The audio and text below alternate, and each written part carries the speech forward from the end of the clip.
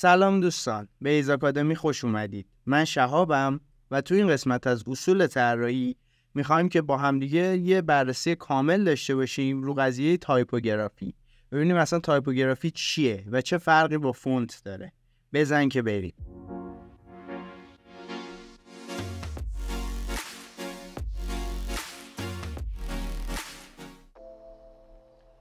تایپوگرافی و فونت شاید تو نگاه اول خیلی شبیه به هم باشن، اما خیلی متفاوتن. فونت ها در واقع توسط طراحا طراحی میشن، اما تایپوگرافی به فرایند تغییر و تولید فونت ها گفته میشه که شما در اون با استفاده از فاصله، وزن، رنگ و شکل فونت هاتون میتونید فرایند تایپوگرافی رو انجام بدید.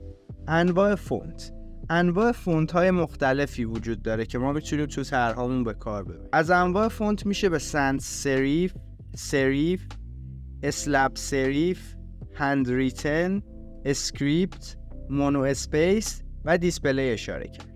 حالا تفاوت اینا چیه؟ سانس سریف فونت هایی میگن که سادن، یعنی از لحاظ بصری خیلی جزئیات زیادی ندارن و بیشتر برای جایی که قرار کوچیک چاپ بشن یا داخل صفحه های نمایش که نمیشه خیلی جزئیات رو نشون داد به کار برده میشن. میرسیم به سریف اگر که دقت بکنید یک اضافات و جزئیات اضافه‌ای حروفمون دارن داخل فونت سریف. فونت های سریف برای چاپ تیتر، جایی که بزرگ قراره چاپ بشن و جزئیات رو ما میتونیم نمایش بدیم، بیشتر به کار برده میشن.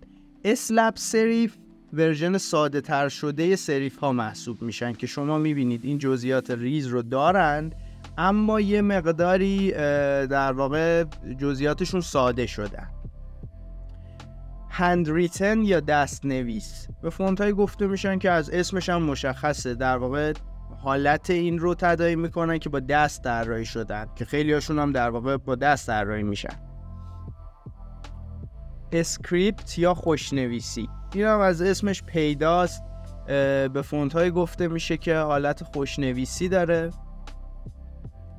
مونو اسپیس حالا چیه؟ مونو اسپیس به فونت های گفته میشه که هر کدوم از کاراکترها یه فضای یکسان و مشخصی رو اشغال میکنن، یعنی عرض این حرف با این حرف با این حرف همشون با هم دیگه برابره. از طرف دیگه فونت های دیسپلی فونت هایی هن که خیلی تو چشن و بزرگ میخوان به کاربر یه پیامی رو منتقل بکنن. لزوماً هر کدوم از این فونت ها به تنهایی جدا نیست، یعنی مثلا ما میتونیم دیسپلی داشته باشیم که با ساختار سانس سریف باشه، میتونیم دیسپلی داشته باشیم که با ساختار سریف در واقع ساخته شده باشه و استروک به عرض فونت هامون گفته میشه. عرض در واقع اون خطی که فونت ما رو تشکیل میده، همونجوری که توی شکل مقابل مشاهده میکنید. این فاصله بین این دوتا خط میشه استروک این فونت.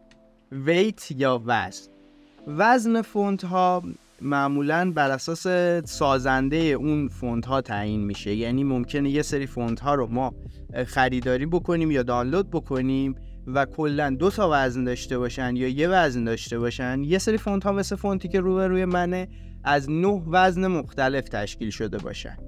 فونت بولد به عنوان مثال یکی از وزن‌هاییه که فونت ها معمولاً از اون برخوردارن. فونتی که روبروی من مشاهده میکنید خیلی وزنهای بیشتری داره که خب دست کاربر رو باز میذاره کجا میخواد توی تیتر از چه وزنی استفاده بکنه، توی بدنه طرح از چه وزنی استفاده بکنه و غیره. مثلا فونتی که روبروی منه از تین شروع میشه که یکی از در واقع باریکترین حالتهای فونت، لایت، مدیوم، سمی بولد، بولد، اکسترا بولد، اولترا بولد، بلک و هیوی. این وزن‌هایی هستند که این فونت که فونت انجمن باشه شاملش میشه. کرنینگ چیه؟ کرنینگ به تغییر دادن فاصله بین حروف کلمات گفته میشه. یعنی چی؟ یعنی اینکه ما یه جاهایی نیاز داریم برای اینکه از لحاظ بصری طرحمون قشنگتر باشه فاصله ها رو به صورت دستی تنظیم بکنیم. یه جایی هستش که نیاز فاصله ها رو بیشتر بکنیم بین دو تا حرف، یه جایی ممکنه نیاز باشه که زیادتر بکنیم. معمولا داخل طرح‌هایی که فونت بزرگ داره، حالا داخل بدن بحثش جداست، ولی جایی که میخوایم ما یه فونت بزرگ زیر لوگو بذاریم یا جای چیز، معمولا نیاز داریم که از کرنینگ استفاده بکنیم و فاصله رو به صورت دستی مشخص بکنیم. حالا خود فاصله و ترکینگ یعنی چی؟ فاصله به دو شکل در واقع قابل انجامه، یکی کرنینگ که توضیح داده شد، یکی هم ترکینگ که فاصله کلیه بین اون.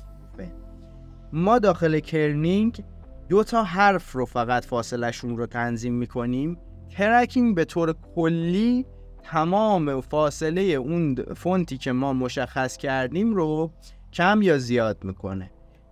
مثل شکلی که جلوی من میبینید اینجا ترکینگ، عدد ترکینگ روی 0 قرار داده شده که عدد دیفالت همه فونت ها هستش. ما اینجا اومدیم ترکینگ رو بردیم بالا و به 250 رسوندیمش، اینجا به 500 رسیده. همونطور که میبینید هرچی این عدد میره بالاتر فاصله بین حروف بیشتر میشه. از طرف دیگه ما میتونیم این فاصله رو منفی هم در نظر بگیریم که فونت ها به هم میچسبن و ممکنه خیلی جا به دردمون.